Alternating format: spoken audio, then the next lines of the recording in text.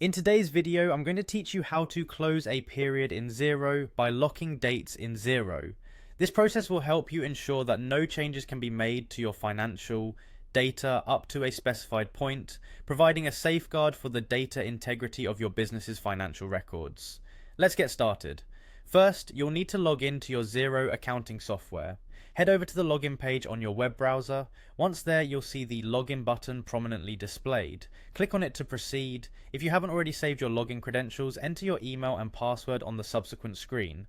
Make sure your details are correct to avoid any login issues. Then simply click the login button again to access your account. Once you're inside the Xero dashboard, you should see an overview of your business's financial activities. From here, navigate to the accounting tab located within the menu. When you click on it, a drop-down list will appear. Select the advanced option from that list to proceed with accessing more detailed settings.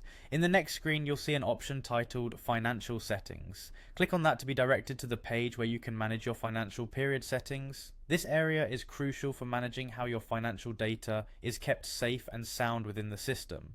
Now that you're in the financial settings section, scroll down to find the lock dates feature.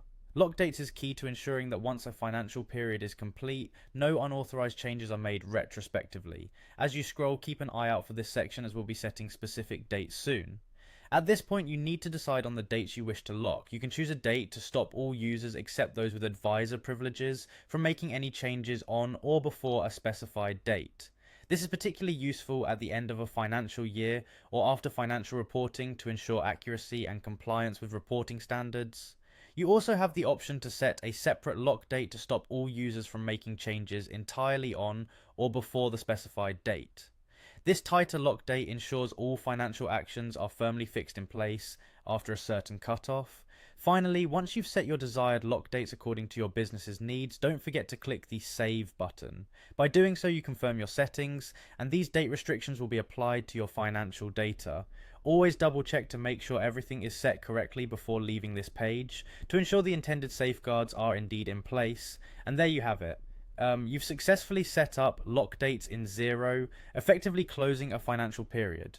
This process of locking dates is a great way to maintain the integrity of your financial data and protect it from unintentional alterations. Thank you for watching, and don't hesitate to revisit these steps if you need a refresher in the future.